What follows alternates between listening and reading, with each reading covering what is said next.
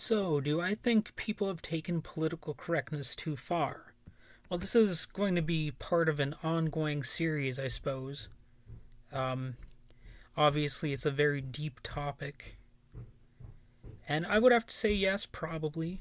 Sometimes it seems it's gone too far. The way people are judged for speaking their minds, often if they haven't even said anything particularly extreme. At the same time, it's definitely possible to go too far in the other direction, which I would say a lot of right wing buffoons need to acknowledge more often. For me, one of the most egregious examples is a black woman who was fired from some, I guess, a women's magazine publication over offensive tweets that she made in high school, which she had previously acknowledged and apologized for. So, of course, the far right like to talk about cancel culture quite a lot. Laura Loomer, for example, who I would consider to be basically a nut job, she recently published a book called Loomered: How I Became the Most Banned Woman in the World. So, why would she say that about herself? Well, for example, she was banned from Lyft and Uber, but it wasn't entirely without reason. It was for tweeting about how she can't find a non Muslim cab driver. She was subsequently banned from Twitter for violating their policies, and if you think that's unique, you're wrong. So I'm not a right winger, and I don't tend to, say offensive things on Twitter that often.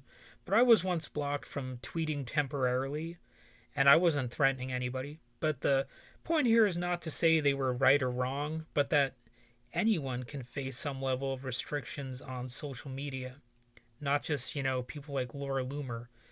But anyway, in her theatrical attention seeking response, she handcuffed herself to Twitter's headquarters in New York. She was also banned by Facebook and Instagram, and even by PayPal, GoFundMe, and Venmo. Now, let's be real here. If you get banned by PayPal, which is not even a social media company, you might be doing something wrong, right? Like, normally they don't. I don't think they normally make those kinds of decisions. But there's something about her that made them decide that. And of course, she whined about being falsely accused of racism, though she did claim Ilhan Omar and Muslims were all responsible for 9/11. Muslims in general. And she has spread anti-vaccination ideas, for which she's also at risk of being banned. And on top of that, she claims some pretty well-known school shootings were actually hoaxes, Alex Jones style, etc., etc., etc. So I mean, it's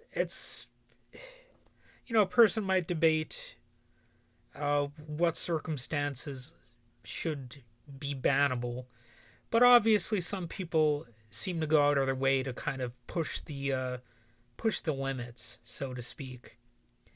Anyway, the right wing outrage machine itself rejected her.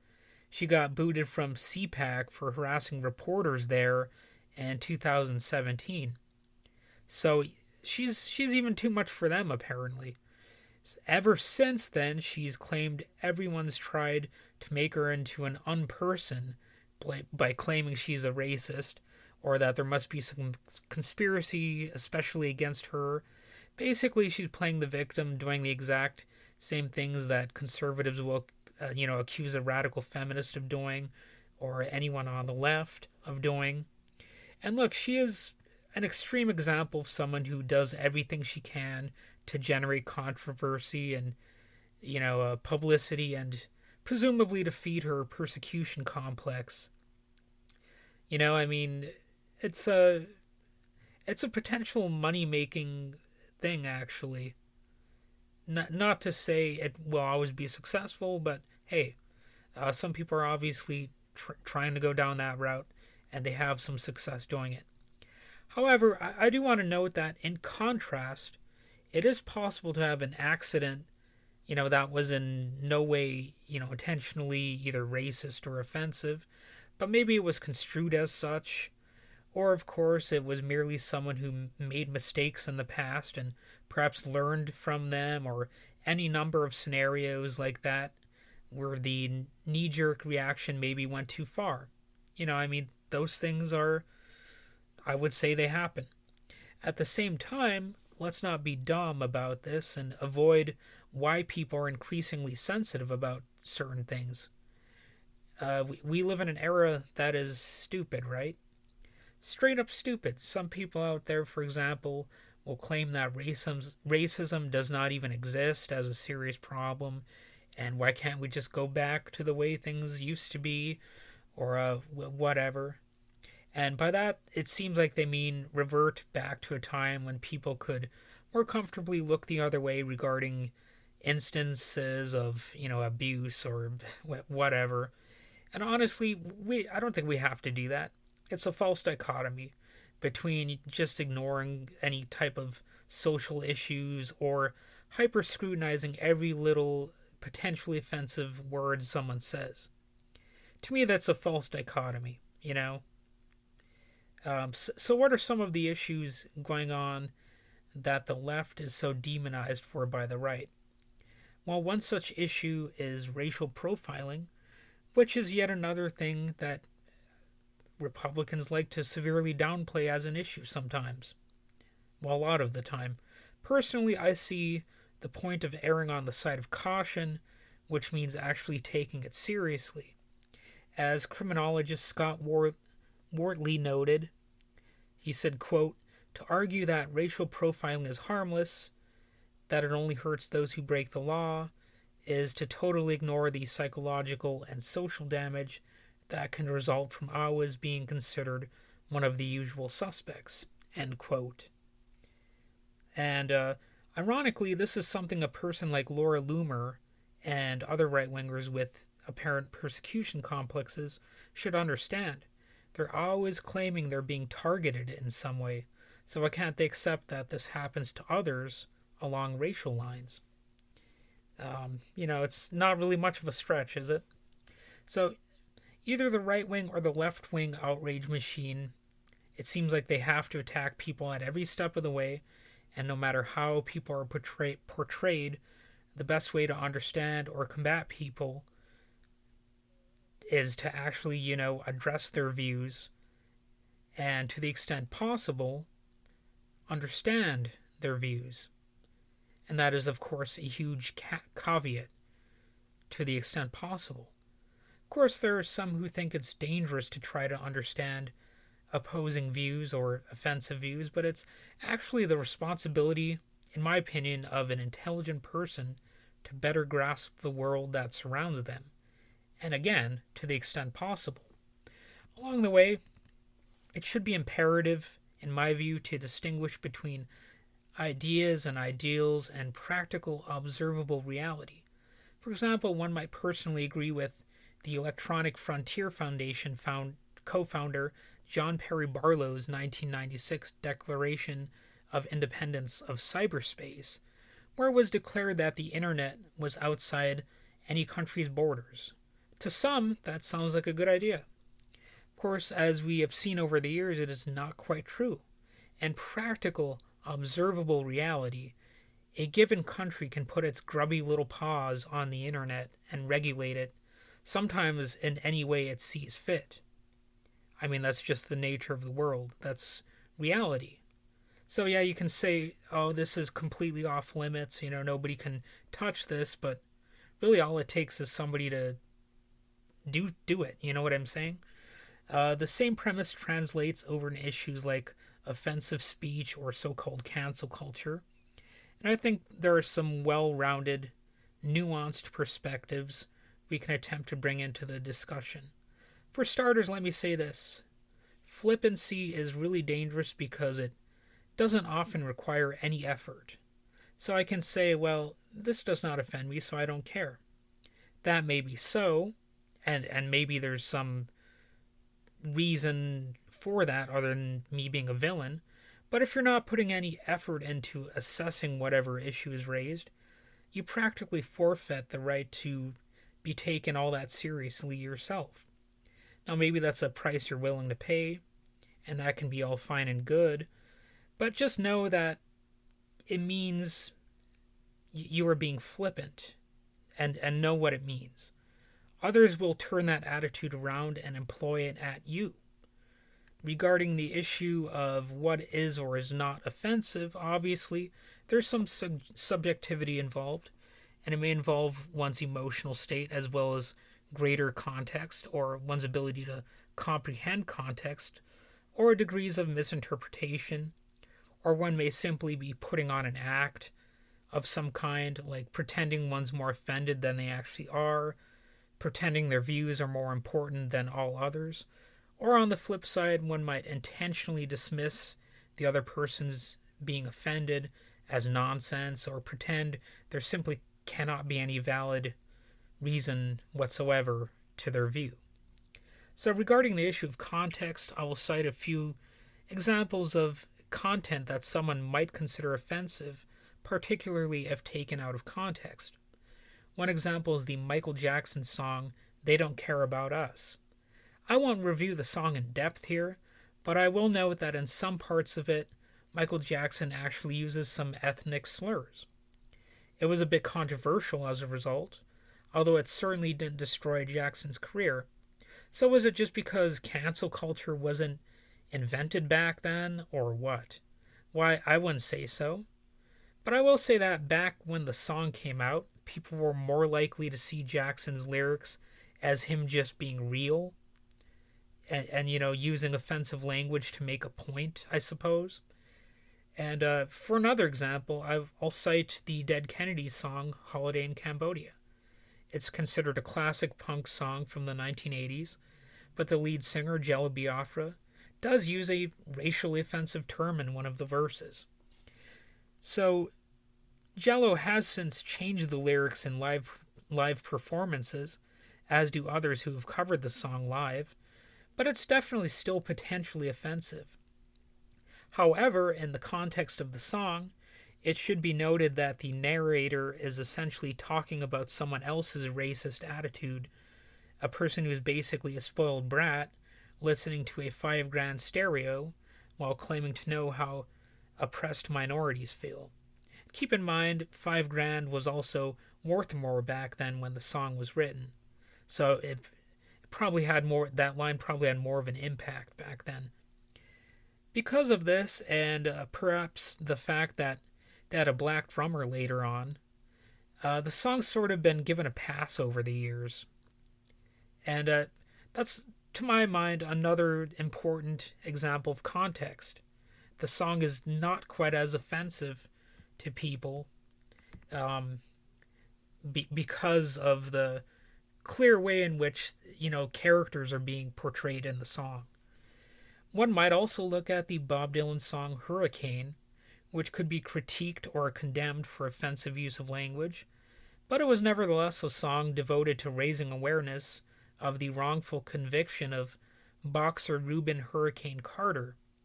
To emphasize the offensive word aspect of the song distracts too much from the actual demonstrable value it has as a possible agent of social change.